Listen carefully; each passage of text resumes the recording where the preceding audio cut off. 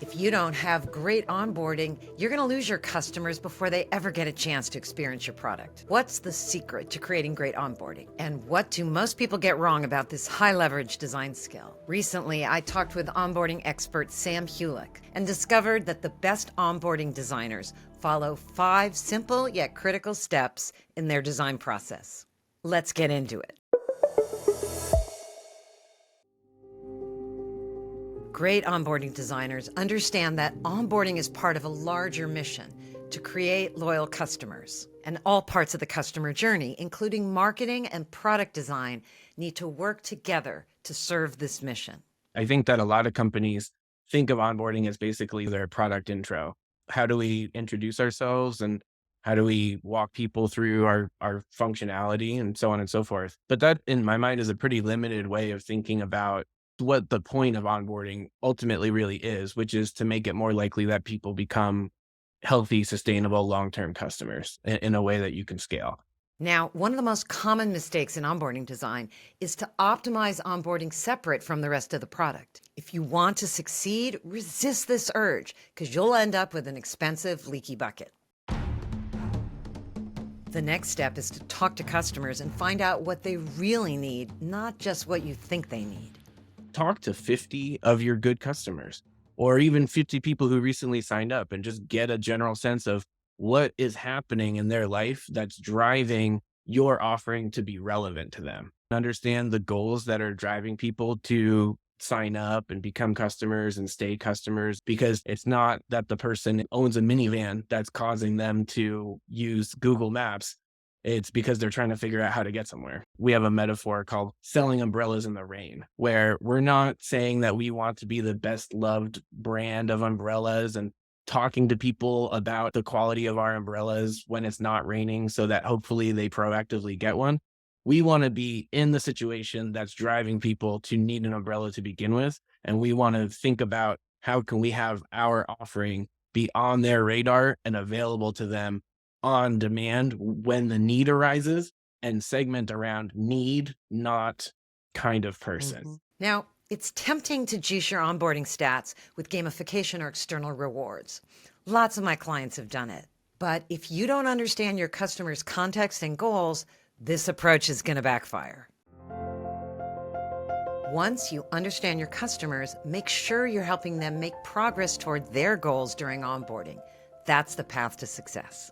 My biggest recommendation regarding what to get right with onboarding is to identify the value that people are seeking when they come to your offering, and to be really, really good at systematically delivering those outcomes that people are looking for. So, for example, I might sign up for TurboTax, and if the onboarding is focused on pointing out the different things that TurboTax can do, then that's fine as a product tour.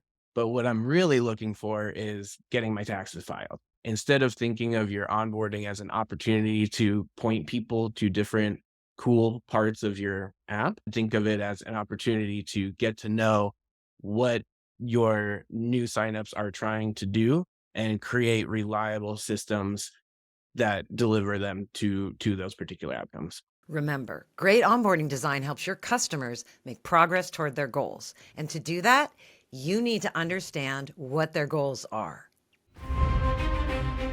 Let's face it, you can't please everyone. So if you want to build great onboarding, try to focus on super serving your most profitable customers. If you're getting 1,000 new customers a month or 1,000 new customers a week, there are going to be some of those customers that go on to be highly profitable for you that you can scale your business around.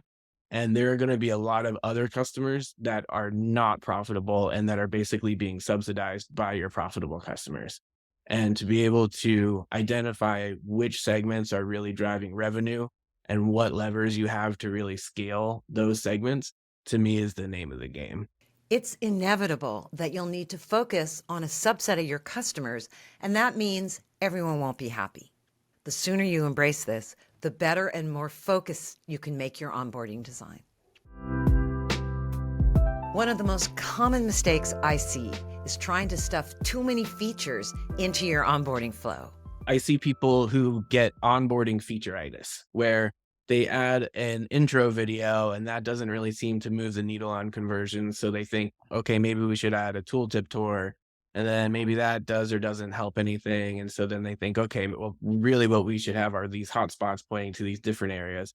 Or a lot of times you can see within a company, different departments and silos with different agendas kind of fighting over who gets the user's attention first and who gets to, be the shiniest part of the shiny object. My strong recommendation in contrast to that is to be thinking more about how to get out of the user's way.